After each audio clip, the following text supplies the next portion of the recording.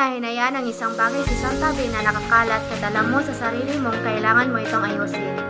Pangalawa, hindi pagbibigay ng pagkain sa isang pulubing nalilimos kahit kitang-kita na nagugutom ito.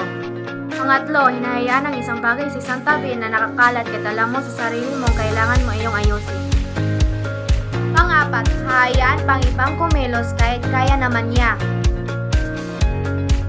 Pang-lima, isang anak na nakatingin lamang sa kanyang nanay na gumawa ng mga gawaing bahay kahit alam naman niyang tulungan ito.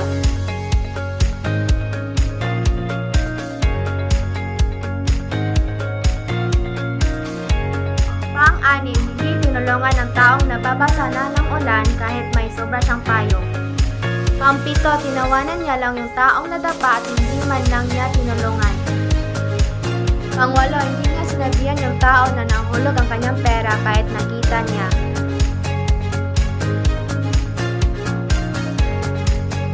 Pang-siyam, isang taong hindi magawang matulungan ng isang taong may kapansanan kahit na nakita niyang nahihirapan ito. Pang-sampu, isang taong hindi tinulungan ang isang matandang pilay na tumawid sa kalsada.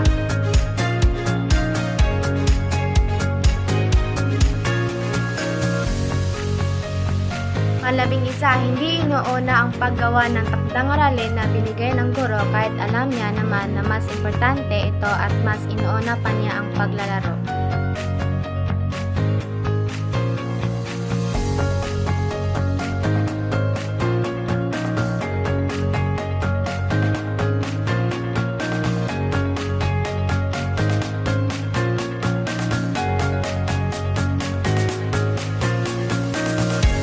Pang-12, isang anak na naghihintay pa ng utos ng magulang bago gumawa.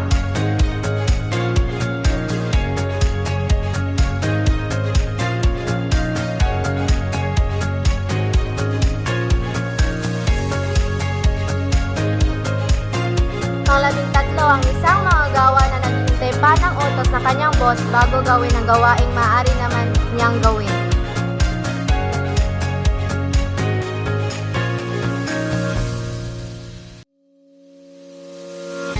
Pang-14, ang isang mag-aaral na naghihintay pang sabihin ng kanyang guro na tumulong sa paglinis ng silid-aralan.